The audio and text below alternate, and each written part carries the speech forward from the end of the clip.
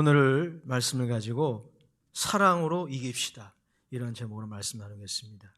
기독교와 다른 타종교의 차이점이 무엇일까요? 최근에 종교 다원주의를 주장하는 그런 학자들이 이상한 요소를 만들어내고 있습니다.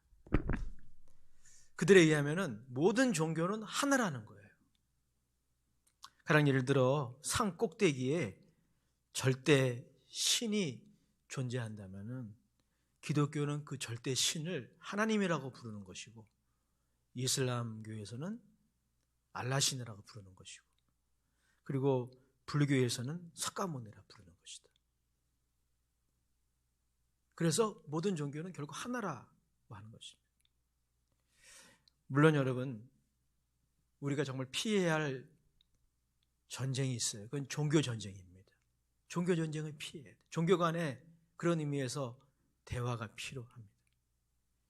그러나 모든 종교가 하나라고 하는 그런 종교다원주의는 받아들일 수 없는 것입니다. 왜냐하면 기독교와 타종교는 오늘 같이 나눌 이 내용 때문에 완전히 달라요. 어떤 의미에서 보면은 기독교는 종교가 아닙니다. 그러면 여러분, 기독교와 타종교와의 차이점이 뭡니까? 다른 모든 종교의 공통점을 생각해 보십시다.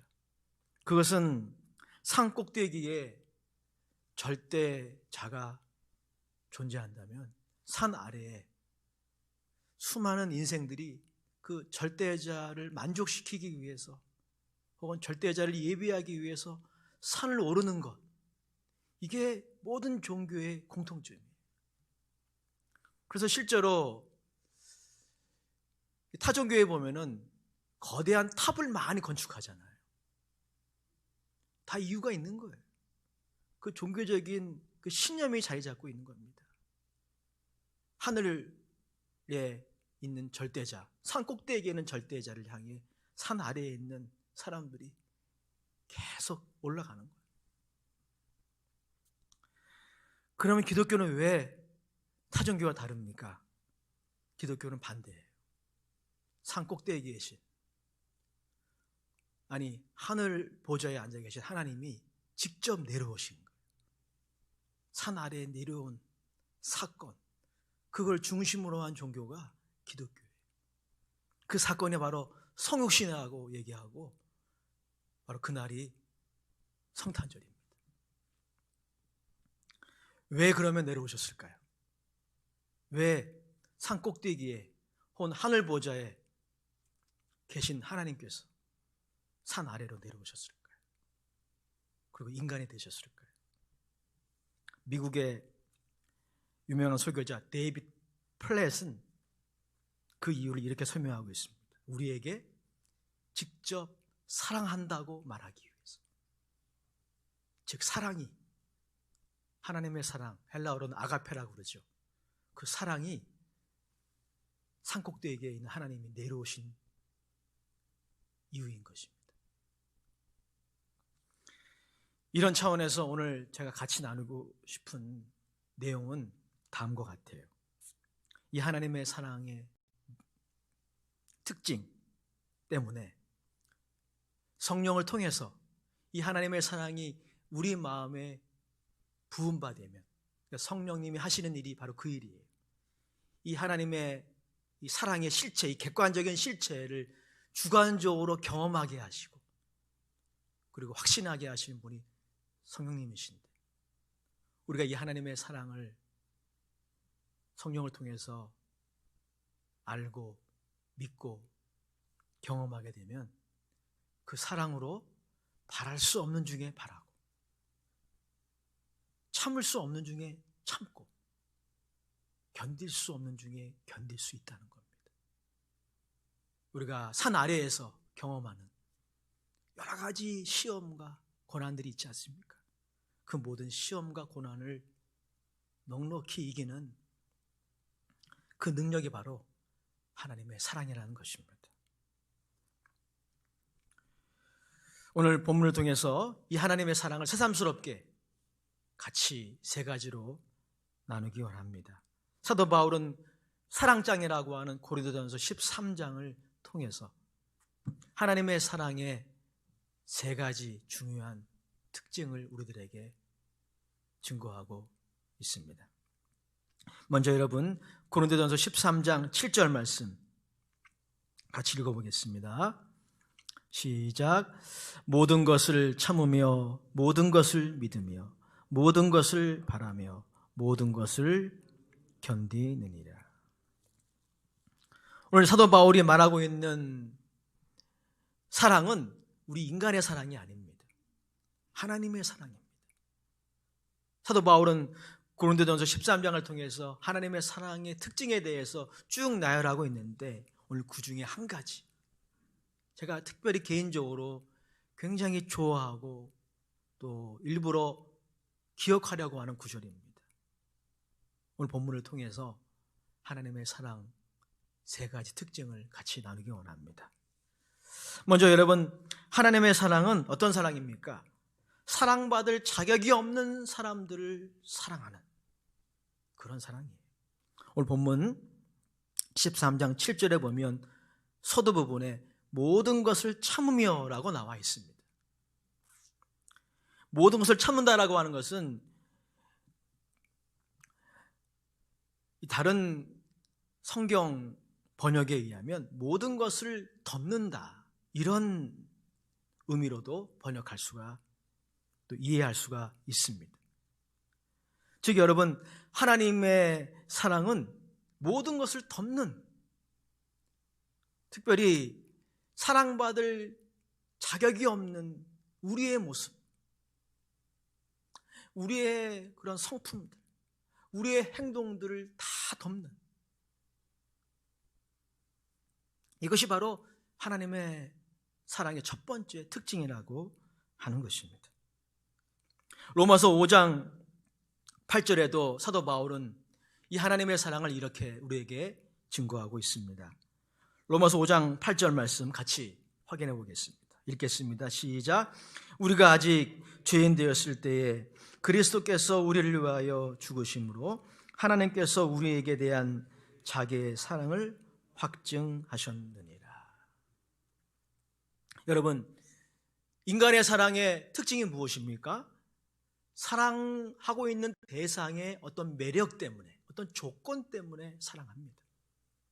그것이 부모님의 사랑이든 이성 간의 사랑이든 혹은 친구 간의 그런 우정이든 다 마찬가지예요. 부모님의 사랑, 하나님의 사랑하고 많이 닮았어요. 하지만 부모님의 사랑도 인간의 사랑입니다. 내 자녀이기 때문에 사랑하는 거예요. 옆집의 철수를 사랑하지 않습니다. 내 자녀이기 때문에, 그 조건 때문에 사랑합니다. 그러나 여러분, 하나님의 사랑은 그렇지 않아요. 사랑받을 만한 자격이 없는 사람들을 사랑하는 사랑이 하나님의 사랑입니다. 조건과 자격을 뛰어넘는 사랑이 바로 하나님의 사랑이에요. 오늘 본문이 우리에게 말씀해 주고 있지 않습니까? 우리가 아직 죄인 되었을 때에 하나님이 언제 우리를 향한 사랑을 시작하셨다는 것입니까? 우리가 죄인 되었을 때라는 것이죠. 여기서 죄인이라는 이 단어 굉장히 완곡한 표현입니다. 좀 적나라하게 표현하면 죄인은 하나님에 대해서 무지하거나 무관심한 그런 사람 정도가 아닙니다. 원수입니다. 하나님의 대적자입니다. 하나님에 대해서 무관심할 뿐 아니라 하나님을 사랑하지도 않고 더 나아가서는 하나님을 미워하고 연고 없이 미워합니다. 여러분, 세상에 하나님을 모르는 사람들이 하나님을 미워하고 그리고 하나님이 세운 교회를 미워하는 이유가 특별히 없어요. 그냥 미운 겁니다. 그게 여러분 죄인의 본질이에요. 정도의 차이는 있지만 이것이 죄인의 본질입니다. C.S. 루이스는 순전한 기독교라는 책에서 죄인을 이렇게 정의했습니다.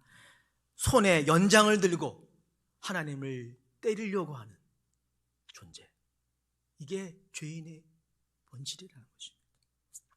그런데 여러분, 놀랍지 않아요?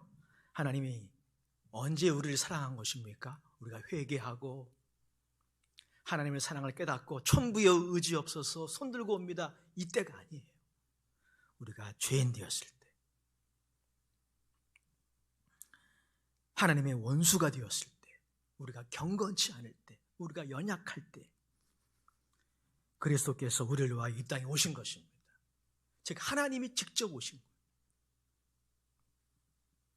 이것이 바로 하나님의 unconditional love, 무조건적인 사랑입니다. 저항할 수 없는 하나님의 은혜. 놀라운 것은 여러분, 이 하나님의 사랑을 우리가 이미 알고 있지만 성령을 통해서 더 이해할 필요가 있다는 것이죠.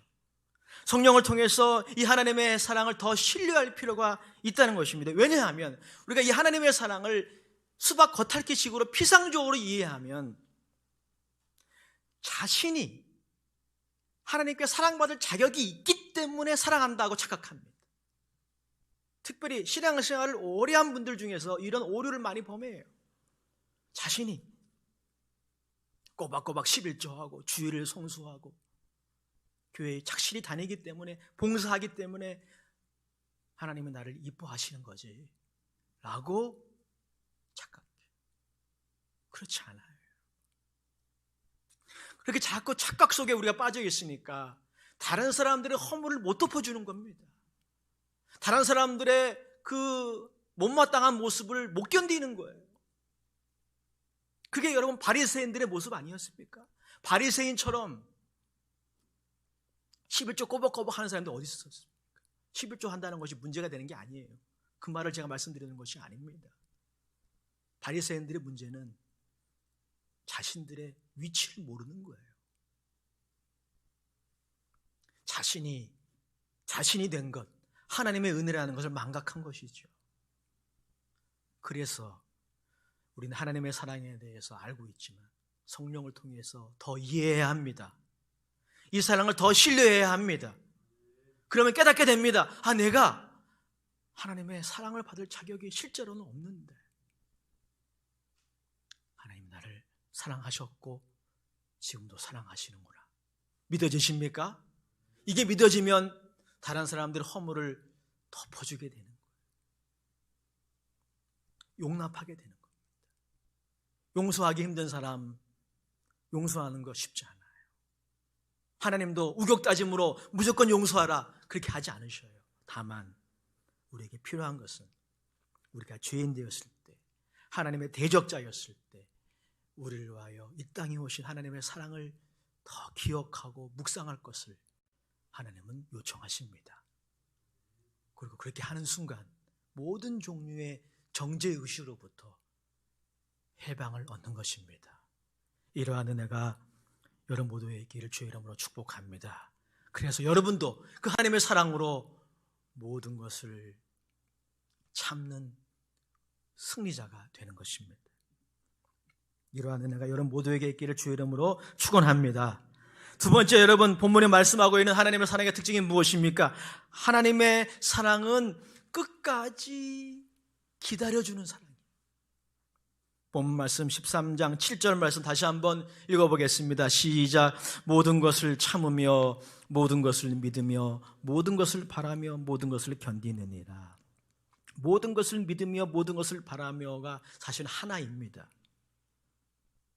바란다라고 하는 것은 헬라어로 소망한다 이런 뜻이에요. 희망을 가진다 이런 뜻이죠. 사실 믿는다는 것과 희망한다라고 하는 이 두 동사는 서로 뗄래야 뗄 수 없는 동사입니다. 우리가 어떤 대상을 믿게 되면 그 대상에 대한 희망을 가지게 됩니다. 같이 가는 거예요. 그런데 놀라운 것은 하나님의 사랑이 어떤 사랑이죠? 우리들을 사랑받을 자격이 없는 우리들을 구원하실 뿐 아니라 구원받은 이후에도 좀처럼 변화되지 않는 우리들을 하나님은 끝까지 믿어주시고 그리고 우리를 향한 희망을 포기하지 않으신다는 거예요. 이게 여러분 하나님의 사랑의 두 번째 특징입니다. 로마서 3장 25절에 이 하나님의 사랑이 이렇게 묘사되어 있습니다. 같이 읽어보겠습니다. 시작. 이 예수를 하나님이 그의 피로 믿음으로 말미암은 화목제물로 세우셨으니 이는 하나님이 길이 참으시는 중에 전에 지은 죄를 간과하심으로 자기의 의로우심을 나타내려 하심이니라. 하나님이 우리들을 위하여 예수님을 이 땅에 보내신 그 이유가 뭡니까? 길이 참으시기 때문에. 하나님이 우리의 죄악을 너무나 잘 아십니다. 우리가 미래에 범할 실수도 잘 아십니다. 그럼에도 불구하고 하나님이 길이 참으시는 중에 우리를 향한 희망을 포기하지 않는 중에 예수님을 보내주신 것입니다. 이사야서 42장 3절 4절에도 이 하나님의 오래 참으시는 희망을 포기하지 않는 성품이 기록되어져 있습니다. 이사야서 42장 3절 4절입니다. 같이 읽어보겠습니다. 시작. 상한 갈대를 꺾지 아니하며 꺼져가는 등불을 끄지 아니하고 진실로 정의를 시행할 것이며 그는 쇠하지 아니하며 낙담하지 아니하고 세상에 정의를 세우게 이르리니 섬들이 그 교훈을 앙망하리라. 하나님은 모든 것을 믿으며 모든 것을 바라시는 사랑을 우리에게 부어주십니다. 실제로 여러분, 하나님이 아브라함을 부르셨을 때도 아브라함이 실수할 것을 다 하셨습니다.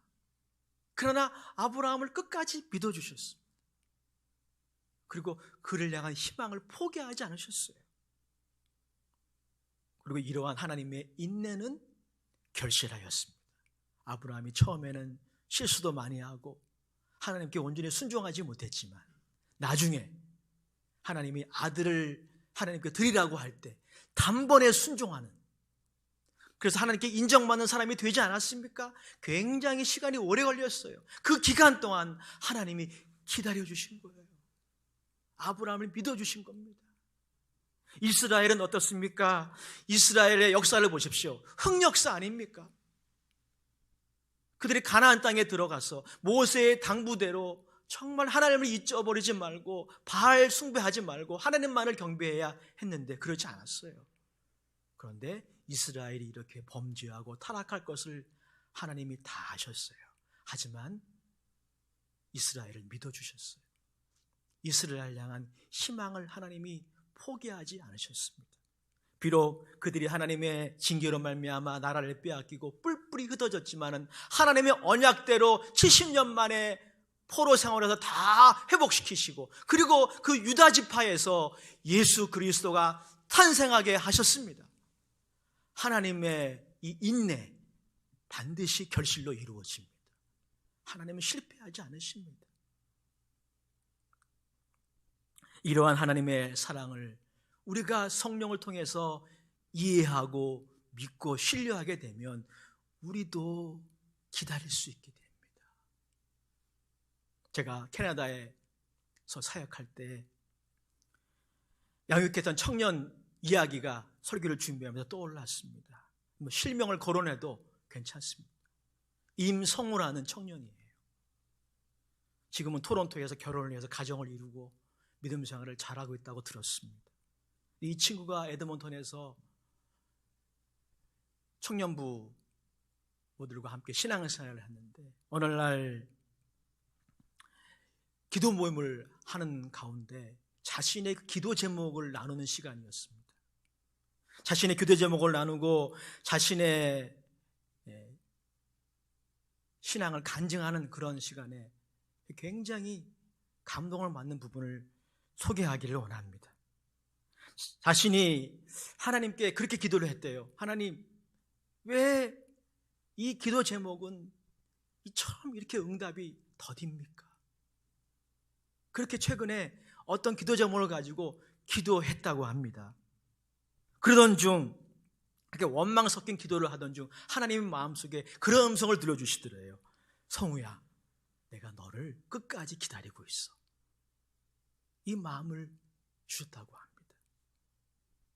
그 하나님의 마음을 품는 순간, 하나님이 주신 음성을 듣는 순간에 자신의 불신앙을 회개하고 하나님께 감사, 찬송을 했다는 그런 신앙 고백을, 신앙 간증을 들어본 적이 있습니다. 사랑하는 성도 여러분, 성령으로 말미암아 하나님의 이 오래 참으시는, 끝까지 우리를 향한 희망을 포기하지 않으시는, 우리를 기다려주시는 이 사랑을 우리가 이해하게 되면 우리도 기다릴 수 있습니다.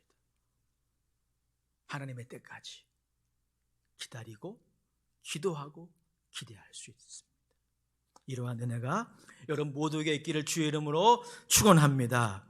마지막 세 번째, 하나님의 사랑은 어떤 사랑입니까? 오늘 본문 13장 7절 말씀 다시 한번 같이 읽도록 하겠습니다. 시작.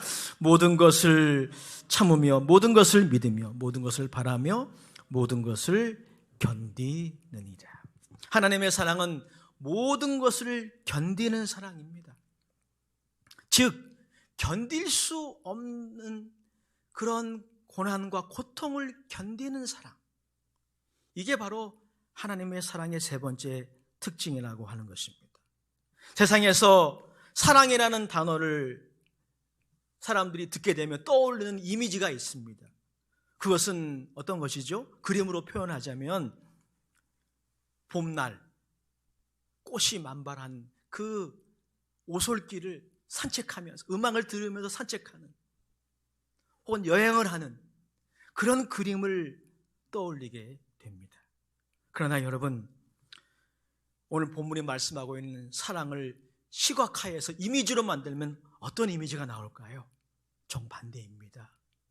오늘처럼 이렇게 눈이 펑펑 오고 아주 추운 겨울바람이 부는 그 벌판을 홀로 걷고 있는 나그네, 이런 이미지를 떠올릴 수가 있습니다.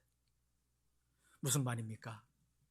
우리 인간의 사랑과 하나님의 사랑을 나누는 여러 가지 기준들을 같이 나누었지만 이 세 번째 기준이야말로 인간의 사랑과, 세상이 말하는 그런 사랑과 하나님의 사랑을 나누는 차이점입니다. 하나님의 사랑은 인고의 사랑입니다.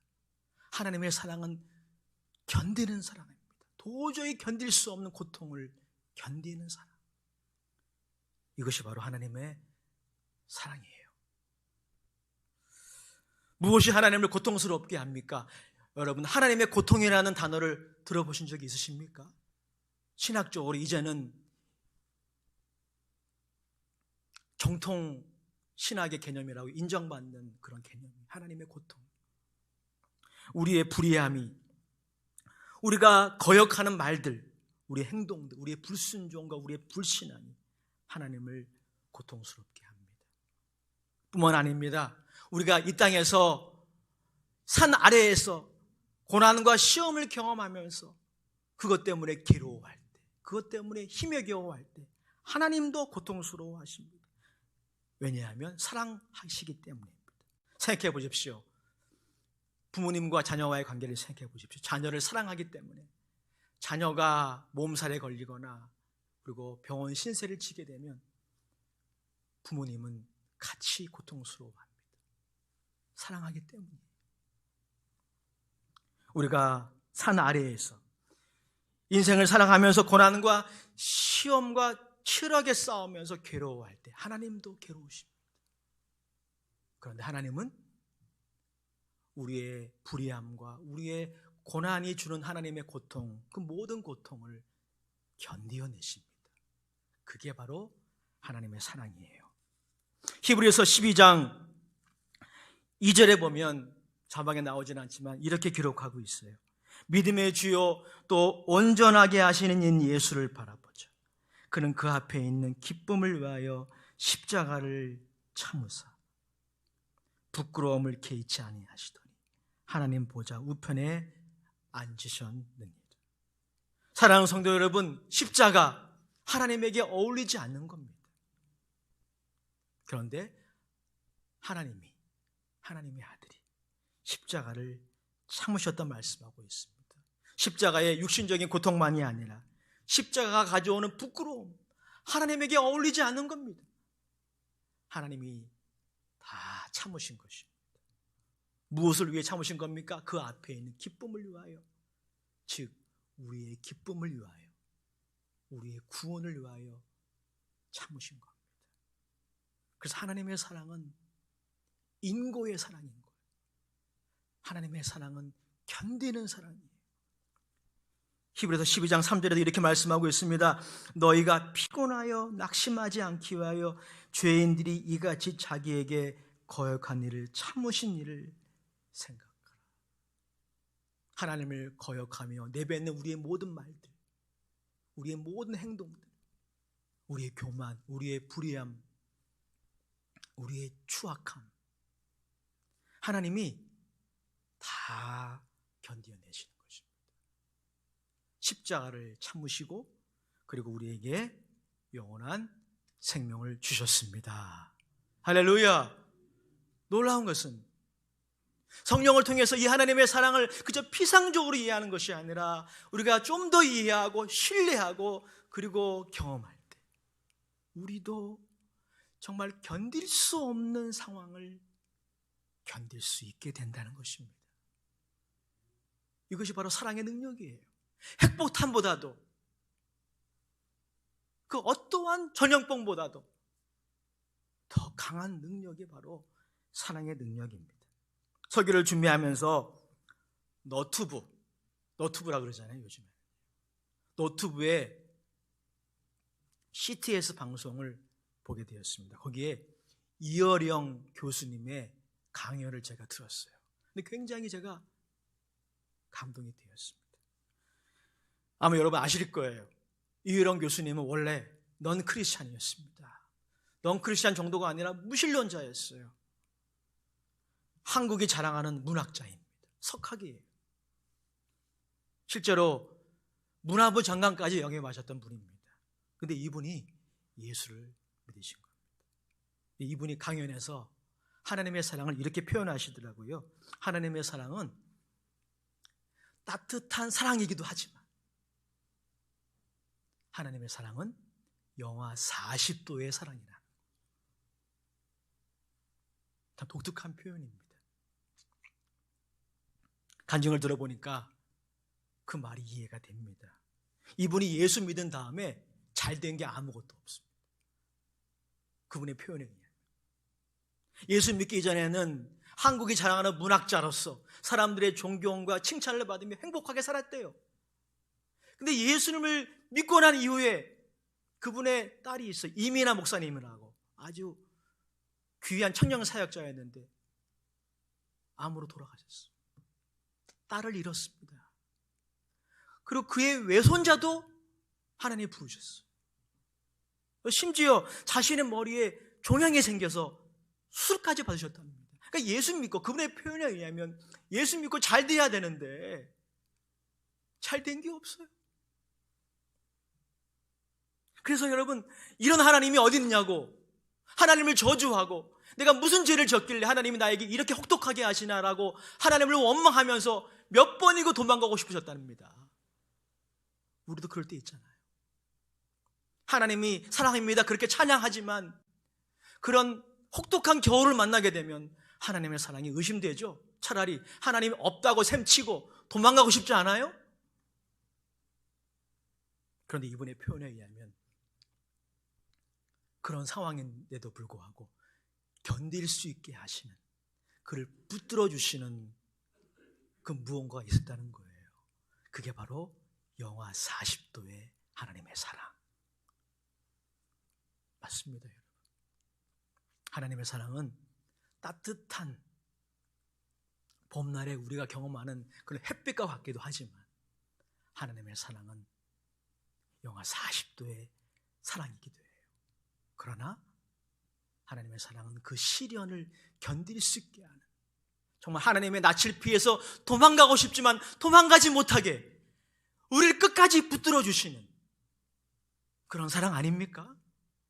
그래서 하나님의 사랑은 값싼 사랑이 아닌 거예요.